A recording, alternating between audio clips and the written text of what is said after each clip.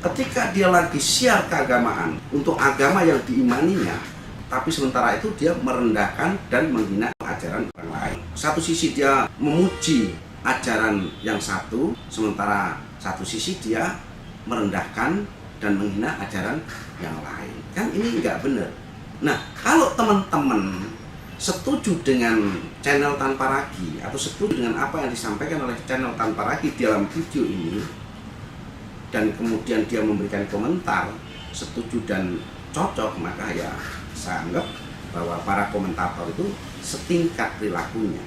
Karena bagaimanapun bahwa apa yang disampaikan oleh channel Tanpa Ragi itu merupakan bagian dari praktek ajaran agama atau pengamalan ajaran agama yang diimani. Inilah yang disampaikan oleh channel Tanpa Ragi. Tentu teman-teman bisa memahami secara utuh beberapa hal kekeliruan yang disampaikan oleh channel Tanpa Ragi. Saya kepengen teman-teman, terutama umat Buddha, jangan mudah terkecoh atau terpengaruh dengan apa yang disampaikan oleh channel Tanpa Ragi. Menurut saya, channel Tanpa Ragi ini hanyalah sebagai sales keyakinan, sales keagamaan, yaitu mencoba untuk menawarkan keyakinan yang diimani kepada orang lain, terutama kepada umat Buddha, agar umat Buddha terpengaruh akhirnya mengikuti keyakinan yang diimani oleh teman-teman yang ada di channel Tanpa Ragi. Hanya itu saja video ini, tetapi dikemas, diulas, disajikan dengan narasi yang cukup bagus, seolah-olah dia menyanjung agama Buddha, menyanjung ajaran agama Buddha baik, padahal itu hanya mengecoh. Intinya adalah dia akan mengatakan bahwa ini loh ajaran agamaku lebih baik daripada ajaran agamamu. Itu saja sebetulnya. Assalamualaikum warahmatullahi wabarakatuh. Berjumpa lagi dengan Jadi HMC ya, channel yang mengedukasi dan menghibur. Kita ketahui bersama orang sebelah ya, para polikardus ini tidak henti-hentinya menyebarkan agama mereka dengan cara-cara licik dan curang. Termasuk dengan cara apa teman-teman?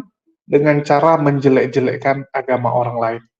Kita tahu bahwa produk kalau tidak punya kelebihan, itu mau nggak mau produknya itu harus dijual dengan cara door to door, ya, dengan cara keliling-keliling, paksain orang beli, bahkan dalam promosinya menjelek-jelekkan produk lain.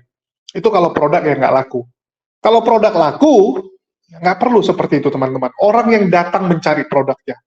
Kan seperti itu. Kita bisa lihat ya, kalau ada dua produk nih, yang satu yang laku, laris, itu nggak perlu capek-capek kita bagi-bagi brosur, kita teriak-teriak, kita bawa ketok-ketok rumah orang. Itu kalau produk yang laku. Tetapi kalau produk yang kurang laku, produknya nggak laku, mau nggak mau harus seperti itu. Tim pemasarannya, salesnya, itu door to door. Turun ke lapangan. Ketok-ketok rumah orang. Bu, mau beli nggak bu? Produk saya bagus loh. Begitu. Orang nanya, ini produk kamu beneran bagus nggak? Beneran bu, produk kita lebih bagus dari produk merek A, B, C, D gitu kan. Terus mereka mulai menjelek-jelekkan produk A, B, C, D. Oh bu, kalau produk A itu mereka tuh begini, begitu gitu kan. Nah, dijelek-jelekkanlah produk lain dengan maksud supaya produknya kelihatan wah. Padahal produknya tuh nggak ada kelebihannya. Nggak ada kelebihan apapun gitu. Kita bilang nol. Tetapi supaya nol ini bisa lebih besar, maka produk lain itu harus jadi minus. Kan begitu. Nol itu, dia hanya lebih besar dari minus, teman-teman. Betul tidak? Nol itu kan paling kecil sebenarnya. Nol itu udah angka paling kecil. Tetapi dia akan lebih besar kalau yang dibandingkan adalah minus. Nah, jadi produk orang lain dia jelek-jelekkan, dia fitnah-fitnah. Itu cara dari orang-orang yang produknya nggak laku ya. Dan kita tahu, agama Polikardus itu nggak laku. Agama yang disebarkan oleh para Polikardus ini nggak laku, sehingga mereka menggunakan cara-cara seperti itu. Nah, ini prolog lah. Ini yang mau saya sampaikan. Dan di kesempatan kali ini yang akan kita bahas adalah bagaimana Tanpa Ragi, teman-teman. Tanpa Ragi mengajak orang-orang beragama Buddha untuk mau pindah menjadi Kristen. Ini konyol. Ini konyol ya. Kenapa saya bilang konyol? Karena caranya itu cara nggak enak. Cara nggak benar. Dia menjelek-jelekkan agama Buddha dengan harapan umat awam yang beragama Buddha itu mau pindah menjadi keyakinan Polycarpus. Dan di sini ada seorang dari pihak Buddha, dan saya lihat pemahamannya luar biasa, namanya Bang Tarmojo, itu menjelaskan dengan sangat baik. Cukup baik lah kalau kita bandingkan dengan yang lain ya, apalagi cukup langka. Orang-orang dari agama Buddha mau speak up. Karena selama ini kita lihat mereka ini selalu menjadi korban fitnahan dari para Polycarpus. Agama Buddha itu adalah agama yang terus diserang oleh Polycarpus. Bisa dibilang agama Polycarpus maupun agama Kristen itu paling banyak. Yang paling banyak masuk ke agama mereka itu dari pihak Buddha. Coba kalian lihat yang Chinese. Itu kakek buyutnya, itu datang ke Indonesia agamanya mana? Kristen. Agama mereka Konghucu, Tao, Buddha. Biasanya ya, mayoritas seperti itu. Datang ke Indonesia. Nggak ada yang Kristen. Tetapi kalau kita lihat sekarang, terutama di kota-kota besar, orang Chinese itu lebih dari setengahnya udah Kristen. Udah 50-60% itu Kristen. Kok bisa? Kok bisa kan begitu? Ya karena mereka terus ditawarkan agama itu, dan tentu saja sisa-sisa yang masih agama Buddha, Hindu, ya, yang agamanya Konghucu, Tao, itu masih menjadi target utama dari sales-sales agama Kristen, begitu juga agama Polycarpus. Dan kalian bisa lihat mereka terus berupaya. Dan di sini Bang Tarmojo mengcounter tawaran dari Tanpa Ragi dengan mengatakan bahwa Injil Yesus itu bukan untuk umat Buddha. Ini cukup seru ya. Dikatakan bahwa Injil yang dibawa oleh Yesus itu bukan untuk agama Buddha. Ini biar teman-teman sebelah tahu. Dan sepengetahuan saya, Injil yang dibawa oleh Yesus itu memang untuk orang Yahudi. Untuk orang Yahudi. Yesus berkata apa? Untuk domba-domba yang hilang dari bangsa Israel. Nggak pernah Yesus bilang pemberitaan saya untuk orang-orang di luar Yahudi. Amanat Agung adalah ayat sisipan.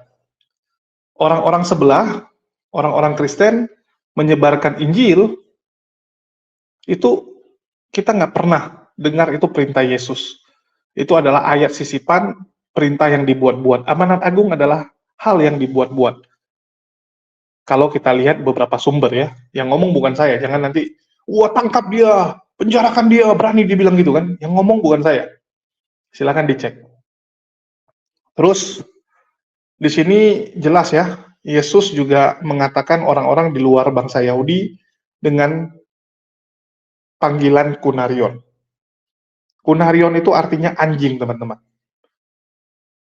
Artinya Yesus menganggap bahwa bangsa Yahudi itu bangsa yang spesial. Umat pilihan. Di luar umat Yahudi, ya Kunarion. Artinya membandingkan manusia dengan anjing. Yahudinya manusia, di luar Yahudi anjing.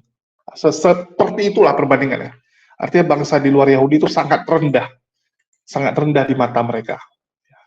Oke, kita akan dengarkan dulu bagaimana nih penjelasan dari Bang Tarmojo dalam perbandingan agama Buddha dan Kristen yang dibawakan oleh Tanpa Ragi, yang jelas-jelas isinya semua fitnahan.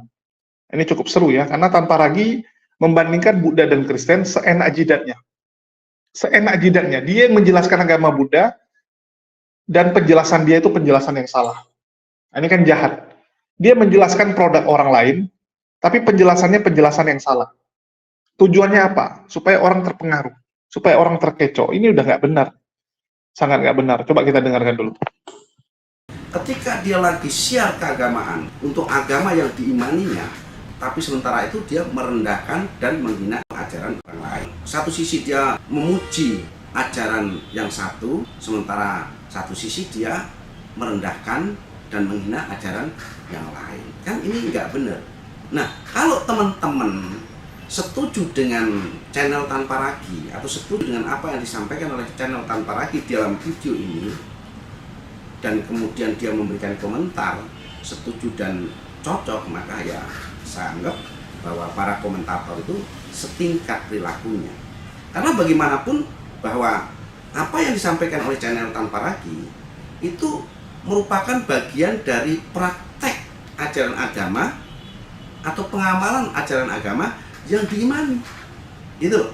Berarti sebatas itu dia mengamalkan atau mempraktekkan ajaran keagamaannya atau ajaran agama yang diimani. Sifatnya masih sebatas itu. Ya nggak apa-apa lah, karena itu kan dia sendiri. Kita hanya sebagai pendengar, penonton. Mari kita lanjut video berikutnya. Jadi, Yesus bukan orang yang tidak tahu bahwa hidup adalah penderitaan. Karena Yesus hidup di dalam penderitaan itu. Dan lebih daripada itu, Yesus menderita bukan karena dia berbuat jahat. Yesus menderita karena dia berbuat baik.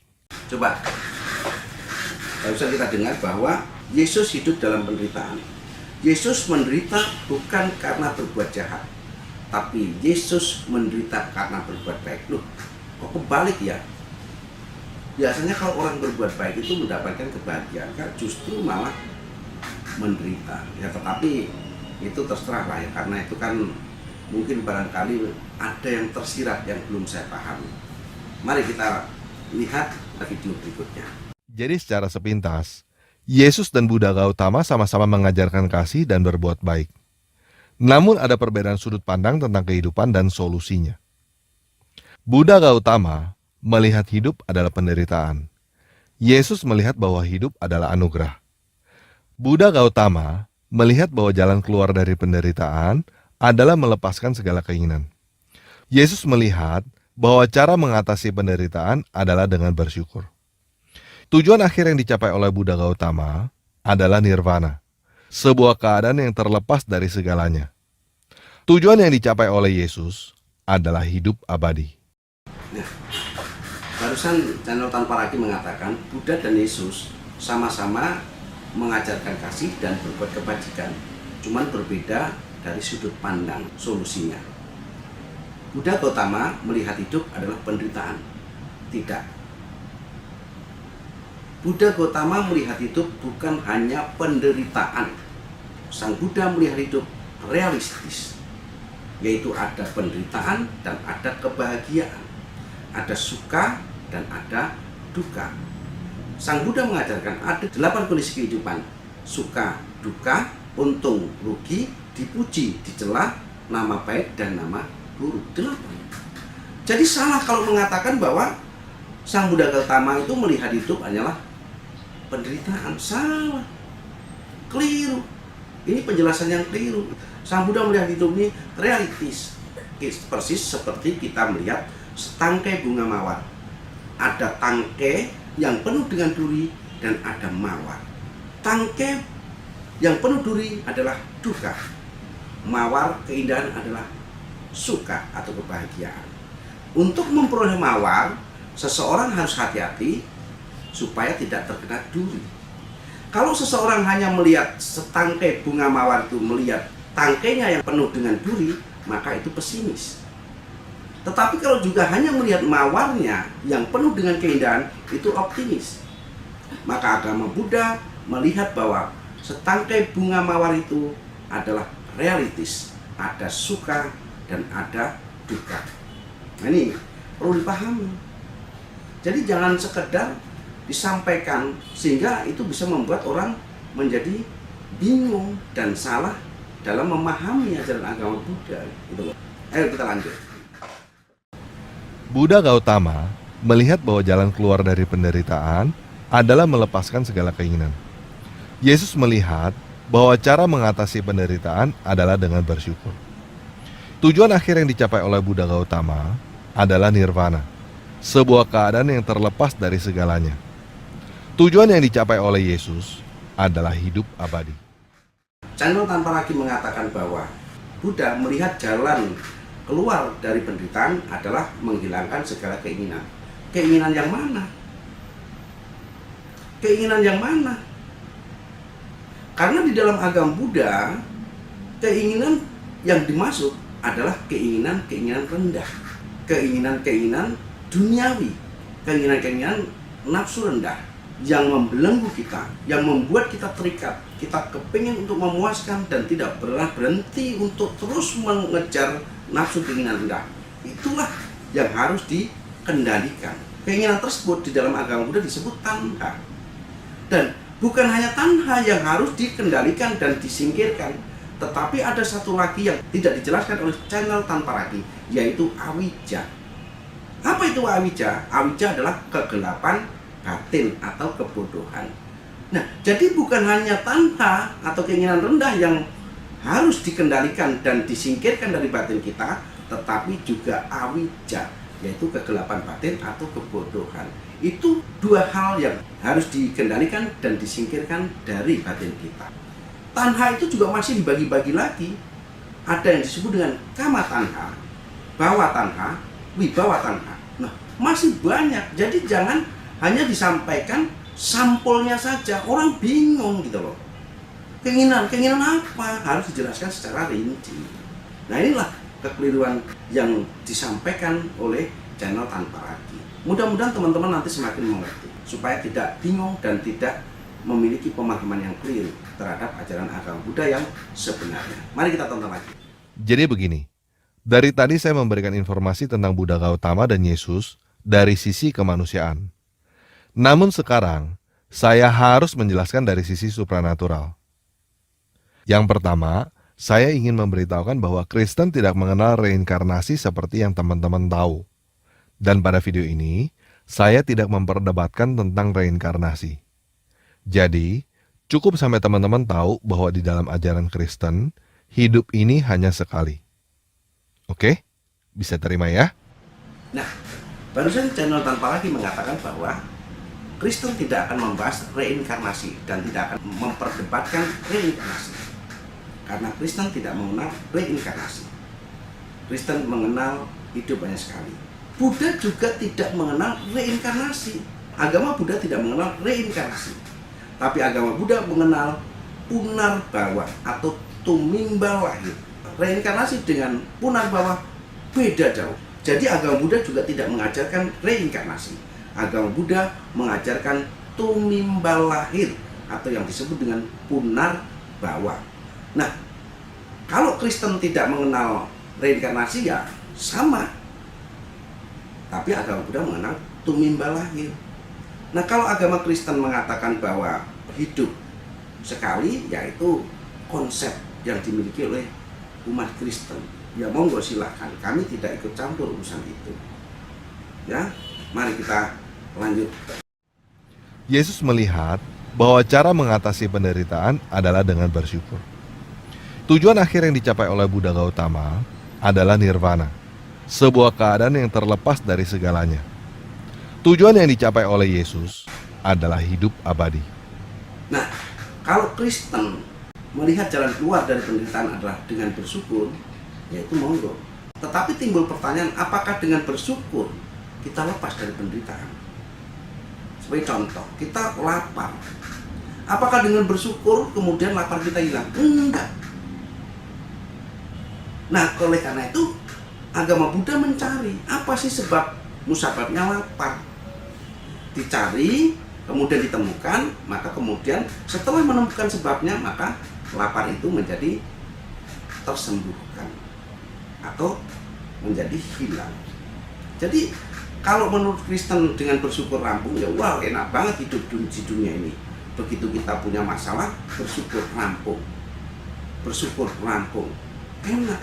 Kenyataannya tidak seperti itu. Seperti saya gambarkan bahwa kalau orang lapar, apakah cukup dengan bersyukur? Tentu harus dicari apa sih sebabnya lapar.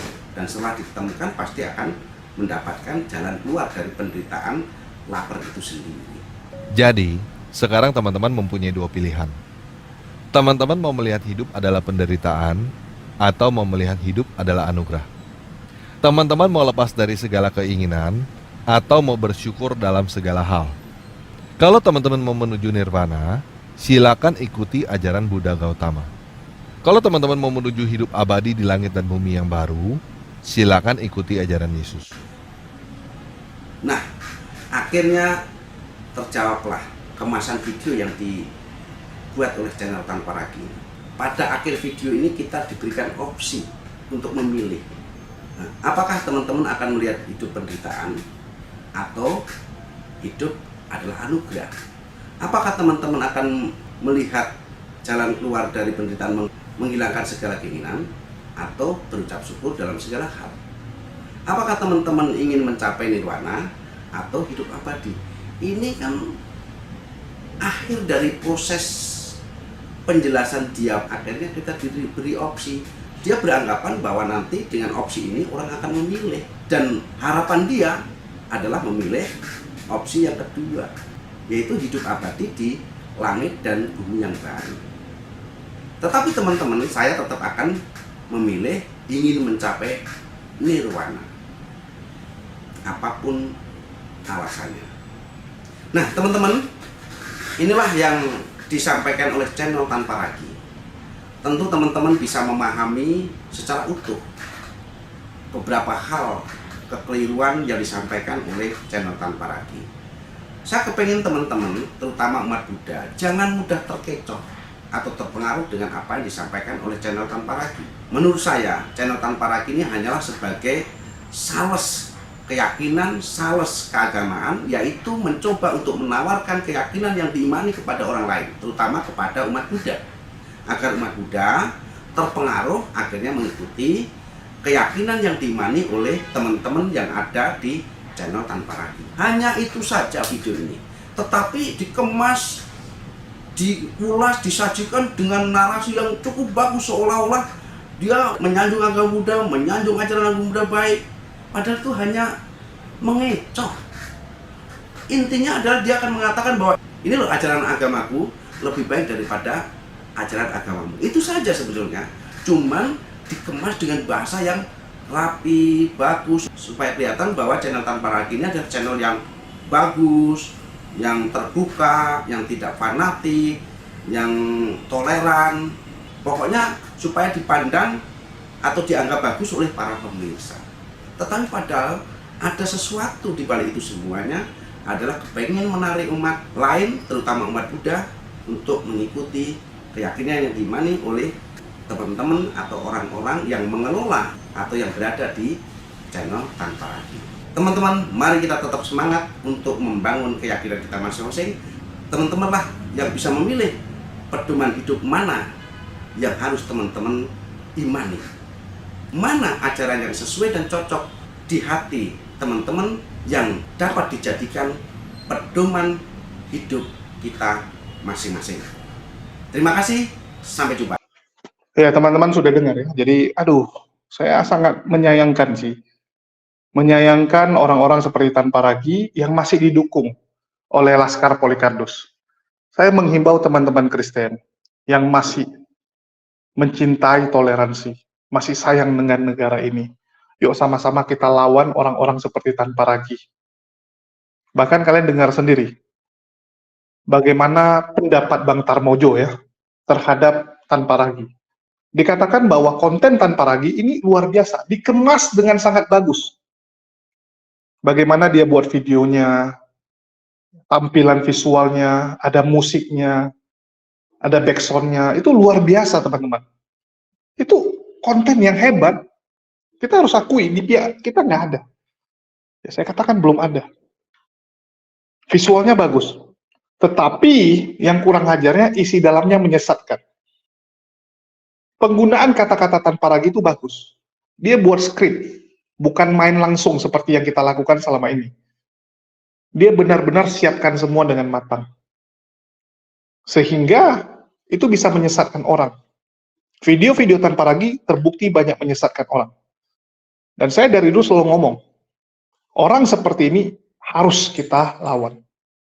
Kalau sang penggugat, Wak Donat, Pak Bom Bom, Sok Katul, saya nggak pernah takut. Karena orang seperti itu tidak mungkin. Ya, tidak mungkin bisa diikuti oleh umat muslim. Tidak mungkin ada yang terpengaruh. Tidak mungkin ada yang murtad gara-gara mereka. Tapi kayak Tanpa Ragi ini bahaya. Ini bisa menyesatkan orang dan memurtadkan orang. Terutama yang awam. Ini menghanyutkan. Itulah saya selalu bilang, yang seperti ini yang harus kita lawan. Karena setan itu menyesatkan orang bukan dengan cara kasar, teman-teman. Setan itu nggak pernah ya memaksa orang. Contoh, kayak Hawa. Nggak mungkin kan setan bilang, buka mulutmu, saya colok tuh. Makan nih, makan ini. Enggak, setan nggak dengan cara itu. Omongan setan halus. Sampai Hawa tidak sadar bahwa dia sudah terkecoh. Bukti dia tidak sadar, dia sampai ngajak suaminya kan, yaitu Adam. Artinya Hawa nggak sadar bahwa dia sudah masuk, bahwa dia sudah terkecoh, terkelabuhi. Sehingga dia dengan sendirinya, dengan kesadarannya mengajak Adam juga. Nah, inilah setan itu teman-teman. Cara kerja setan seperti itu, seperti yang dilakukan oleh Tan Paragi. Dia mengatakan bahwa agama Buddha dan Kristen itu adalah agama kasih dan kebajikan. Tapi berbeda sudut pandang dalam solusi kehidupan. Solusi mengenai penderitaan. Wih, keren ya. Ngomongnya sama-sama kasih. Tapi beda pandangan. Nah, ini saya bilang bahaya. Mulut manis, tapi menyesatkan. Dikatakan bahwa Buddha melihat dunia ini sebagai penderitaan. Padahal lebih tepatnya agama Buddha melihat, ajaran Buddha melihat dunia ini sebagai tempat keterikatan. Nempel, ada keterikatan. Menurut Bang Tarmojo, Sang Buddha realistis. Karena memang kehidupan atau dunia itu seperti itu. Ada yang namanya penderitaan, kebahagiaan, ada yang namanya suka maupun duka. Agama Buddha percaya dengan 8 prinsip dalam kehidupan ini. Yaitu apa? Ada suka, ada duka, ada untung, maka ada rugi. Kamu dipuji, maka kamu juga akan dicela. Akan ada nama baik maupun nama buruk. Itu adalah prinsip dari kehidupan ini. Jadi ibaratnya 2 sisi. Tidak mungkin semua orang di dunia memuji kamu. Pasti ada yang mencela kamu. Tidak mungkin seumur hidup kamu mengalami suka tanpa ada duka. Begitu juga dengan sebaliknya. Itu prinsip agama Buddha. Dan itu realistis. Yes. Betul ya. Kalau untuk hal ini kita harus bilang yes. Di agama Buddha, ini saya ajarin nih, biar tanpa lagi sedikit pintar, karena saya lihat pengetahuannya tentang agama Buddha rendah. Di agama Buddha mereka percaya, ada 8 jalan mulia untuk mengontrol diri Anda, untuk tidak jadi bejat seperti Tan Paragi dan Polikarpus lain. Yaitu apa? Pemahaman benar, pikiran yang benar, ucapan benar, perbuatan benar, penghidupan yang benar, usaha yang benar, perhatian benar, dan konsentrasi yang benar. Inilah cara supaya jangan jadi bejat. Tetapi menurut Tan Paragi, ini menurut Tan Paragi ya, Buddha Gautama melihat cara untuk melepas penderitaan atau melepas semua keinginan, itu caranya. Jadi supaya nggak menderita lagi adalah melepas semua keinginan ataupun nafsu dunia. Sedangkan Yesus melihat bahwa dunia ini adalah anugerah. Nah, kalau Buddha, penderitaan. Kalau Yesus melihatnya sebagai anugerah. Dan cara untuk mendapatkan kebahagiaan adalah mengucap syukur. Dan tujuan agama Buddha adalah hidup abadi. Kalau agama Buddha, nirwana. Kalau Kristen, hidup abadi ya, sorry. Buddha, nirwana. Nirwana itu adalah alam nirwana. Sedangkan agama Kristen, hidup abadi. Ini yang ngaco. Ini sini saya ingin katakan bahwa inilah bentuk kebodohan dari seorang Tan Paragi. Mohon maaf saya gunakan kata bodoh karena memang dia bodoh, bukan bermaksud kasar, tetapi untuk orang seperti ini, yang menyesatkan orang lain, saya rasa penggunaan kata bodoh itu sudah sangat lembut. Tan Paragi tidak ngerti sama sekali konsep agama Buddha. Ya. Bahkan dia juga nggak ngerti tentang kekristenan. Sangat disayangkan. Dia gembar-gembor sebagai Laskar Kristus, perwakilan Kristen, tapi dia sama sekali tidak ngerti ajaran Kristen. Sejak kapan agama Kristen menganggap hidup sebagai anugerah? Sejak kapan? Coba saya tanya, pernah nggak Kristen menganggap hidup sebagai anugerah? Orang Kristen percaya kalau manusia itu bisa terlahir ke dalam dunia ini. Di dunia ini kita lahir, karena apa teman-teman? Ini yang mainstream ya, Kristen pada umumnya. Mungkin ada Kristen yang lain, tapi kita bicara Kristen umum. Kristen pada umumnya menganggap bahwa kelahiran manusia di dunia itu karena kita menanggung yang namanya kutuk waris, dosa waris, kutuk dosa waris dari Adam.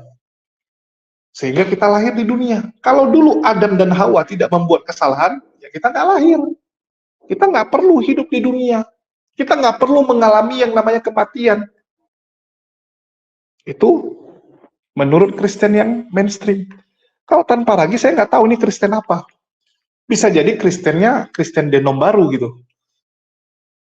Setiap hari bermunculan kan, denom-denom baru. Ya, saya nggak tahu tanpa ragi buat pengajaran Kristen apa. Tetapi yang dia sampaikan jelas bukan pengajaran Kristen. Ya. Tujuan dari Kristen itu juga bukan hidup abadi. Ini bodohnya tanpa ragi. Dia mengatakan tujuan Kristen hidup abadi. Sejak kapan?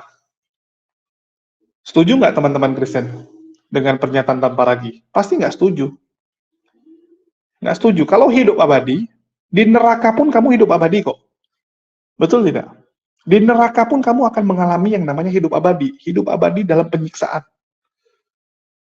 Jadi bukan hidup abadi tujuan Kristen. Halo? Surga bagi agama Kristen dan Islam ya, setahu saya ya, bahkan Islam juga sama, adalah bertemu langsung dengan Sang Khalid, bertemu langsung dengan Sang Pencipta, bertatap wajah dengan wajah. Ya, kita bisa memandang Sang Pencipta. Itu kenikmatan utama, tujuan utama. Kalau tanpa ragi ya beda ya, karena tujuan dia mungkin yang aneh-aneh gitu. Dia nggak tahu mau ngapain abadi, menghujat secara abadi atau apa. Terus dijelaskan. Ya, dijelaskan bahwa agama Buddha yang nggak gitu sama Bang Tarmojo. Dikatakan bahwa agama Buddha ya, itu yang harus dihilangkan adalah keinginan rendah. Jadi Buddha mengajarkan supaya bahagia itu adalah menghilangkan keinginan-keinginan yang duniawi. Bukan semua keinginan, tapi keinginan yang rendah. Keinginan duniawi yang membelenggu kita. Dan itu banyak, harus dijelaskan satu-satu. Ada yang namanya tanha. Ya, tanha itu keinginan dengan duniawi. Terus ada abijah. Abijah itu adalah kebodohan, kegelapan dari batin. Itu yang harus dibuang. Sifat-sifat seperti tanpa ragi itu yang harus dibuang. Sehingga yang tersisa adalah ya, kedamaian, ya, perbuatan baik, pikiran yang baik, perhatian yang benar. Itu yang tersisa. Dengan cara apa? Membuang yang buruk-buruk, kan begitu. Membuang keinginan yang buruk. Sehingga keinginan yang tersisa adalah keinginan yang baik. Kalau keinginan membantu orang, keinginan membahagiakan orang lain, ya itu nggak usah dibuang. Betul nggak? Lu pikir orang Buddha tuh gila apa gitu?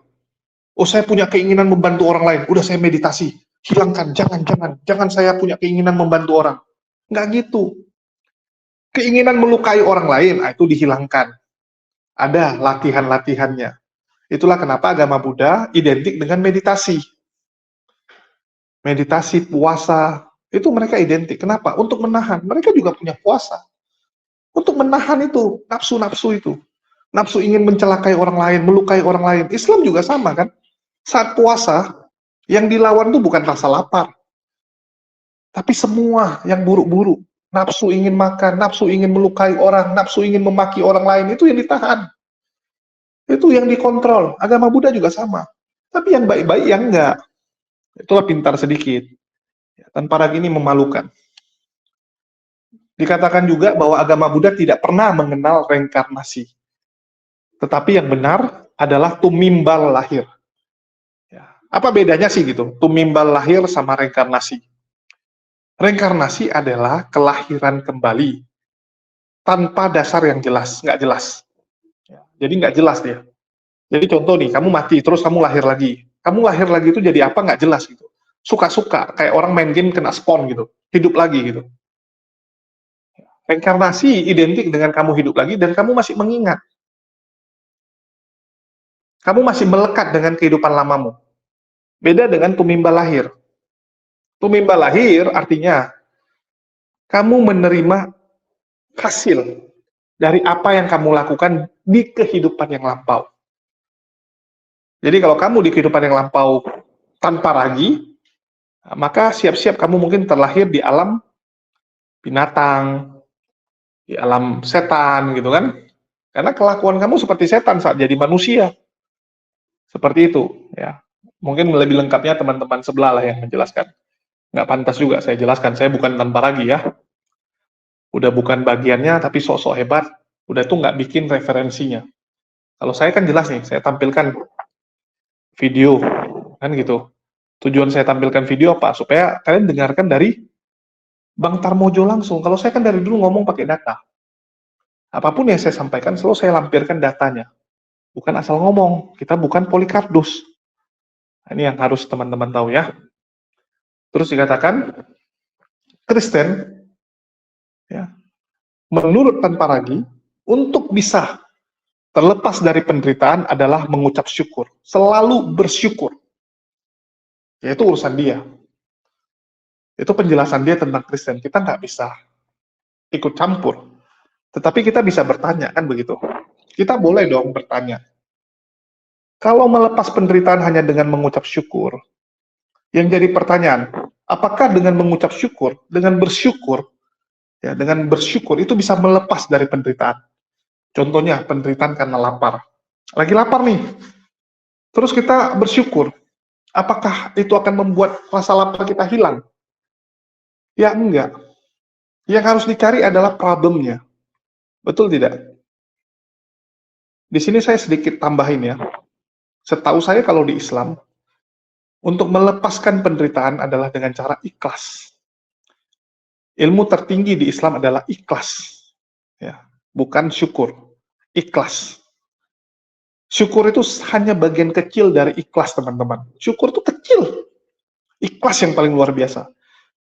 Lagi lapar kita ikhlas bahwa ini cobaan hidup kita. Kita cuma bisa makan ubi, kita ikhlas dengan kehidupan kita. Karena kita tahu rencana Allah jauh lebih luar biasa. Kita ikhlas menjalani hidup ini. Karena kita sadar, di dunia ini hanya sementara. Kita ikhlas karena kita tahu rencana Allah jauh lebih besar. Karena kita tahu kita punya Allah yang maha besar, Allahu Akbar. Nah, ini beda ya. Kalau Kristen, dibilang tanpa ragi, ini menurut tanpa ragi ya. Karena setahu saya, tanpa ragi juga nggak ngerti tentang kekristenan.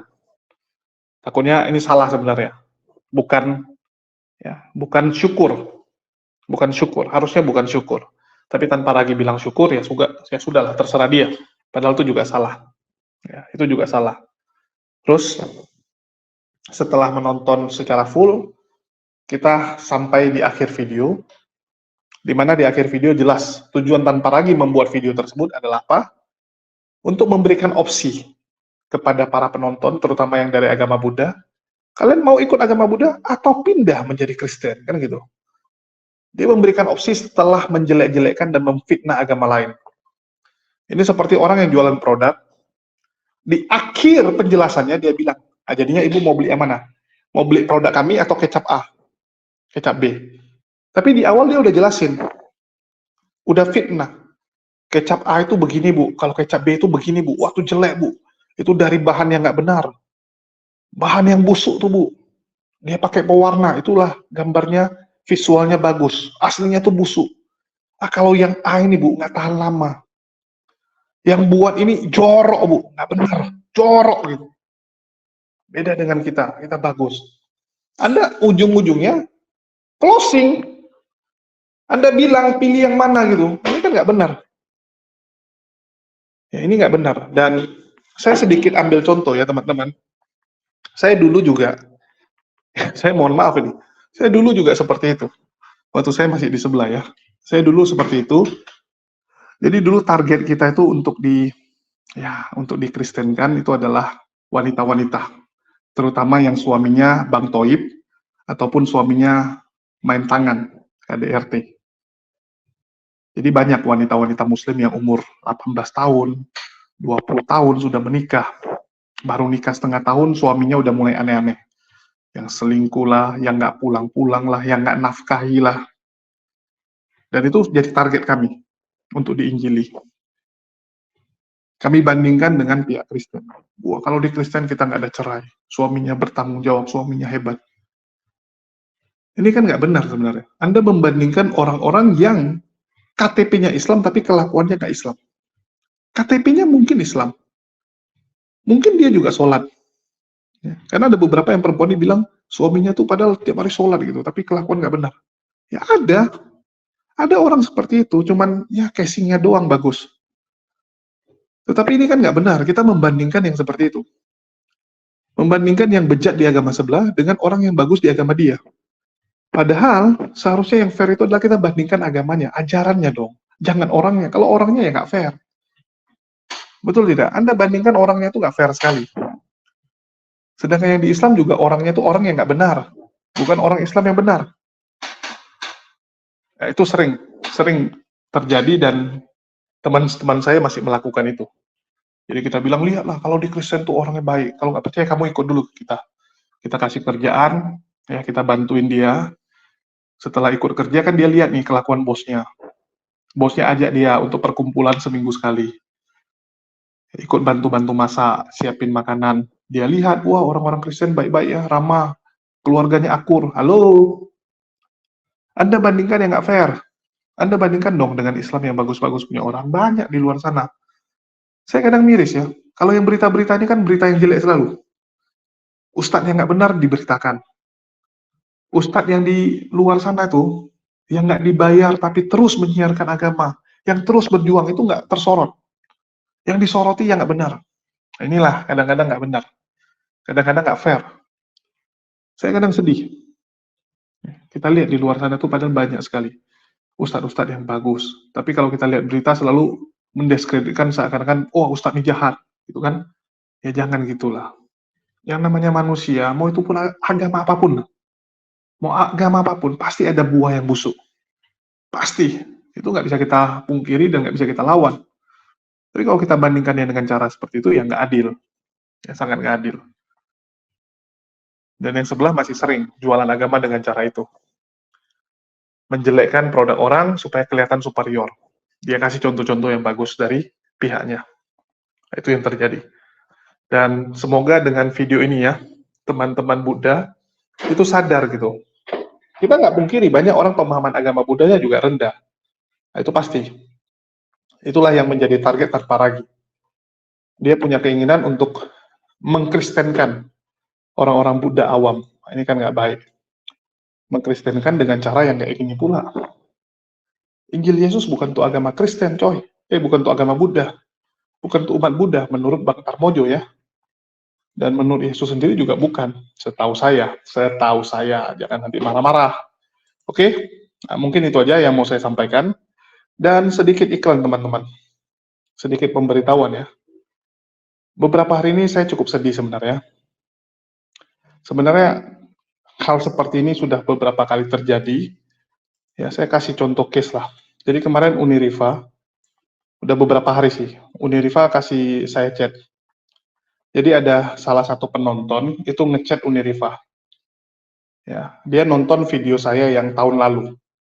Yang baru kasus kemarin tahun lalu itu. Ya, baru tahun lalu punya kasus, terus dia bilang gini, Uni, ini Julius berkeluh kesah di medsos. Saya baru kenal 1 bulan, by phone, dan berupaya bantu rutin. Artinya bapak ini ya, yang WA dia itu seorang bapak-bapak. Bapak itu baru kenal 1 bulan, baru mengikuti channel saya 1 bulan. Mengikuti channel saya 1 bulan, yang dia tonton ada beberapa video lama. Ya, terus dia memang mengundang saya. Di sini dia tulis ke Uniriva, saya undang ke kantor saya. Bahkan saya pernah menawarkan kantor 1 lantai untuk perjuangannya. Tapi janji saja nggak pernah datang. Ya, dia bilang saya cuma menjanji akan datang tapi nggak pernah datang. Dengan keluh kesah di medsos, saya malah jadi ragu, ini orang benar nggak ini? Kenapa saya undang ke kantor nggak mau datang? Kenapa nggak membangun silaturahmi? Saya malah jadi ragu. Dia lontang-lantung sama lugah, tapi nggak membangun silaturahmi sesama muslim. Dari video ini saya mencerna dia nggak teguh sama Islam. Ya. Saya kadang bingung, jujur ya. Di sini saya langsung ngomong, Bapak ini terakhir saya tegur. Saya tegur, kenapa nggak langsung komplain ke saya? Kenapa harus komplain ke Uniriva? Kalau Anda merasa sesuatu yang ragu, ya udah nggak usah nonton. Saya katakan seperti itu. Kalau benar Anda merasa bahwa saya ini orang nggak benar, ya udah nggak usah nonton. Saya nggak perlu juga gitu. Terus apa dia sampaikan? Saya ini kan customermu gitu. Saya ini followermu, artinya saya ini customermu. Harusnya kamu perlakukan saya dengan baik. Saya kadang-kadang bingung ya. Ini kita lagi jualan apa? Kita bukan Polikardus. Ini bukan channel Polikardus gitu. Yang lagi nyari pendukung seperti itu. Kita memang butuh kadang-kadang dukungan, butuh ditonton. Tapi nggak seperti itu gitu. Ya nggak seperti itu juga. Jadi kadang saya sedih ya. Dan ini bukan kali pertama. Teman-teman yang lain juga merasakan. Jadi ada yang nanya gini, rumah saya di sini datang ya gitu. Nah, termasuk waktu Bang Zuma datang. Bilang, tolong bawa Bang Zuma ke rumah saya gini kan. Bisa nggak bawa Bang Zuma ketemu saya? Rumah saya alamatnya ini. Kita juga bingung gitu kan. Apa mungkin kita datangi satu persatu? Nggak mungkin, nggak ada waktu. Itulah kenapa kayak Bang Zuma itu waktu datang ke Jakarta, dipersiapkanlah satu waktu, siapapun boleh datang. Siapapun di kafe itu boleh datang. Ya. Jadi kita pilih satu tempat, semua bisa datang. Nggak mungkin kita spesial satu-satu kita datangi. Mohon maaf. Begitu juga dengan saya. Nggak mungkin saya datangi satu-satu. Kecuali memang sekali jalan. Atau memang ada urusan. Bapak ini nawari tempat. Yes. Jadi waktu saya ngomong tentang studio, Bapak ini WA saya. Dia punya lantai 3 tuh nggak kepake di ruko dia. Jadi ruko dia lantai 3 nggak kepake, kamu pakai saja. Saya bilang, ya terima kasih tawarannya, tapi nggak mungkin gitu. Lokasi dia di Bekasi. Tempat saya di mana gitu. Pasti kan saya cari kantor yang dekat dong dengan rumah saya. Betul nggak? Kecuali ini usaha bagus banget gitu. Nggak apa-apa gitu. Kita misalnya buka toko di mana gitu. Karena lokasi itu sangat bagus untuk buka toko, oke kita buka di situ. Walaupun mungkin biaya kita ke sana setiap harinya mahal. Tapi ini kan cuma untuk kantor. Cuma untuk kantor. Jarak dari tempat saya ke tempat beliau, ke tempat Bapak itu 60 kilo. Jadi satu hari PP 120-an kilo. Bayar tol, ya, belum lagi waktu di jalannya, capeknya gitu. Jadi saya tolak. Saya tolak, Bapak ini suruh saya datang. Saya bilang nanti kalau ada waktu saya singgahi. Terus begitu dia lihat saya sama Luga, dia marah. Dia bilang, kamu ada waktu dengan Luga. Kenapa dengan dia nggak ada waktu? Loh, Luga itu saya undang loh. Luga itu saya undang, dia yang datang gitu. Ya. Kalaupun saya keluar, mohon maaf, pasti kita akan, ya yang dekat lah. Itu hukum alam, mohon maaf kita katakan. Saya juga nggak kenal gitu kan, ini orang WA. Kita nggak tahu juga niatnya apa gitu. Jangan-jangan nanti Oten pula, kan? Oten menyamar. Kita datang ke sana, diculik, kita dipukulin. Kan nggak lucu gitu. Bukannya kita suzon, tapi kan ya pasti yang kita kenal benar-benar lah gitu, yang kita nyaman gitu. Dan kenapa juga gitu, kalau lu ngundang orang, ya lu undang orang terus orangnya nggak mau datang, masa dimarahin, kan aneh gitu. Ngerti kan gitu kan? Itu udah beberapa kali kasus teman-teman. Ada yang ngundang, ya kita belum bisa datang, belum sempat datang, kita dimaki-maki, dimarahin. Wah kamu tuh begini-begini. Masa kamu prioritaskan dengan orang lain gitu? Ini yang agak-agak kekanak-kanakan ya. Ini kekanak-kanakan kali gitu. Yang lebih konyol bapak ini ya. Dia bilang gini sama saya teman-teman. Ya kalau kamu datang kan nanti ada sedikit biaya gitu kan. Kita nggak mungkin ngundang orang sia-sia gitu. Nggak mungkin kita nggak kasih apa-apa gitu. Halo, kita juga nggak mengharap itu kok. Inilah saya kadang-kadang kesalnya gitu. Kok kayak jadi menjengkali gitu. Jadi kayak menilai orang tuh semua dengan uang. Apa-apaan ini? Silakan dicek ya. Saya nggak pernah tuh peduli dengan yang gituan. Boleh tanya sama Uniriva, Ustadz Wafi. Bahkan saya selalu banyak menolak malah. Ya. Hanya gara-gara uang, aduh. Pertemanan jauh lah di atas itu, Pak. Saya katakan jauh. Jadi janganlah merendahkan orang hanya gara-gara, wah saya punya uang nih, saya undang lu datang. Kita nggak butuh. Kita butuh uang tapi nggak perlu harus merendahkan diri untuk itu. Kita bukan Polikardus. Kalau Polikardus mungkin gitu. Ya, kalau Polikardus, lu datang ya, nanti ada nih uang segini gitu. Wah, cepat-cepat dia datang. Kita nggak gitu. Gitu. Kalau kita memang teman, kalau kita memang mau bangun silaturahmi, nggak ada pun ya kita tetap datang. Bahkan lu nggak ada makanan juga kita akan datang gitu. Bahkan mungkin kita yang bawa makanan ke situ. Jadi jangan aneh-aneh lah. Ya, saya katakan jangan aneh-aneh. Dan saya cukup sebenarnya merasa kok aneh gitu. Dan ini banyak. Bukan ini aja, sebelumnya juga ada. Di sini saya langsung katakan.